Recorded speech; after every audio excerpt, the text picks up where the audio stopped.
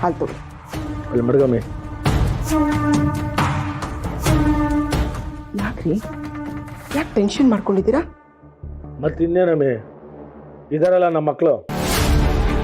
ಅವ್ರು ಮಾಡ್ಕೊಳ್ಳೋ ಅವಂತರ ಒಂದ ಎರಡ ರೀ, ನೀವು ಮಕ್ಕಳು ಅಂದ ತಕ್ಷಣ ಜ್ಞಾಪಕ ಬಂತು. ನೀವು ಸಿಂಚು ಸ್ವಲ್ಪ ಅತಿ ಆಡೋದನ್ನ ನಿಲ್ಲಿಸಿ. ಮೊದಲೇ ನನ್ನ ತಲೆ ಬಿಸಿ ಆಗದೆ, ಮತ್ತೆ ನೀನೇನೋ ನನ್ನ ತಲೆಗೆ ತುಂಬಬೇಡ. ಅಂಥದ್ದೇನಾಗೈತೆ ನಿನ್ನ ಮಗಳಿಗೀಗ? ಅಲ್ಲ ರೀ, ನಮ್ಮ ಸಿಂಚು ಮಾಡ್ತಾರೆ ಸರಿ ಇದೆಯಾ? ವೀಣನ್ ಮೇಲಿನ ಕೋಪಕ್ಕೆ ಪಾಪ ಅವ್ರ ಅಮ್ಮನ ಕರ್ಕೊಂಬಂದು ಮನೆ ಕೆಲ್ಸಕ್ಕೆ ಇಟ್ಕೊಂಡು ಅವ್ರಿಗಷ್ಟು ಕಷ್ಟ ಕೊಡ್ತಾ ಇದ್ದಾಳಲ್ಲ, ನನಗಿದು ಸರಿ ಕಾಣಿಸ್ತಾ ಇಲ್ಲ ರೀ. ನಾನು ಬುದ್ಧಿ ಹೇಳಿದ್ರು ಕೇಳೋದು ಇಲ್ಲ ಅವಳು. ವೀಣನ್ಗೆ ನಾನೇ ಫೋನ್ ಮಾಡಿದೆ, ಬಂದು ಅವ್ರ ಅಮ್ಮನ ಕರ್ಕೊಂಡು ಹೋದ್ಲಂತೆ. ನಿಜ ಹೇಳ್ಬೇಕಂದ್ರೆ ಈಗ ನನಗೆ ಸಮಾಧಾನ ಆಗ್ತಾ ಇದೆ. ಮತ್ತಿನ್ನೇನಮ್ಮಿ ನಿನ್ನ ಸಮಸ್ಯೆ? ಅಲ್ಲ ಕಣಮ್ಮಿ, ನನ್ನ ಮಗಳಿಗೊಂದು ಮನೆ ಮಾಡಿಕೊಡಿ ಅಂತ ಕೇಳ್ಕೊಂಡೆ. ಮಗಳಿಗಲ್ದೆ ಇನ್ಯಾರಿಗೆ ಮಾಡಬೇಕು ಅಂತ ನಾನು ಒಂದು ಒಳ್ಳೆ ಮನೆ ಮಾಡಿಕೊಟ್ಟೆ. ಅಂಥದ್ರಲ್ಲಿ ಅವರವರೇ ಮಾತಾಡಿಕೊಂಡು ಅವ್ರ ತಾಯಿನ ಕರ್ಕೊಂಬಂದು ಕೆಲಸಕ್ಕೆ ಇಟ್ಕೊಂಡವ್ರೆ. ಆದರೆ ನಾವು ಮೂಗು ತುರ್ಸೋಕ್ಕಾಯ್ತದ ಹೇಳೋ? ಅದಾಗಲ್ಲ ರೀ. ಈಗೇನು ಅವ್ರ ಅಮ್ಮ ಅಲ್ಲಿಂದ ಹೋಗೋರೆ, ಸಿಂಚುಗೆ ಮನೆ ಕೆಲಸದೊಬ್ಬರು ಬೇಕು.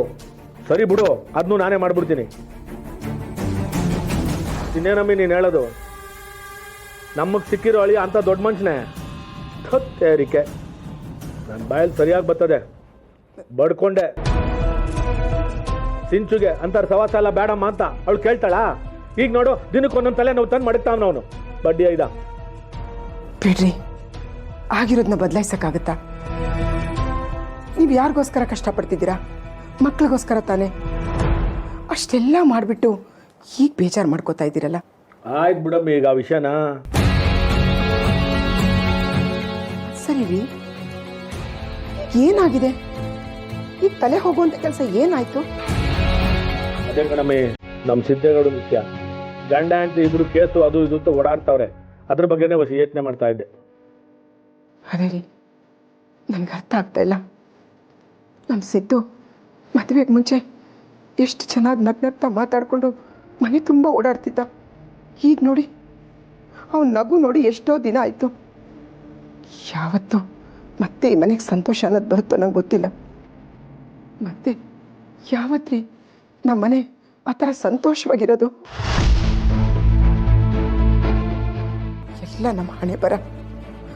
ನೋಡಿ, ಏನಾದರೂ ಆಗಲಿ ನೀವು ಟೆನ್ಷನ್ ಮಾಡ್ಕೋಬೇಡಿ ಅಷ್ಟೇ. ಅಲ್ಲ ಕಣಮ್ಮೆ, ನೀವು ಟೆನ್ಷನ್ ಮಾಡ್ಕೋಬೇಡಿ ಅಂದ್ಬಿಟ್ಟು ನೀನೇ ಟೆನ್ಷನ್ ಮಾಡ್ಕೊತಾ ಇದೆಯಲ್ಲಮ್ಮಿ. ಆಗಲೇ ಹೇಳ್ದಲ್ಲ,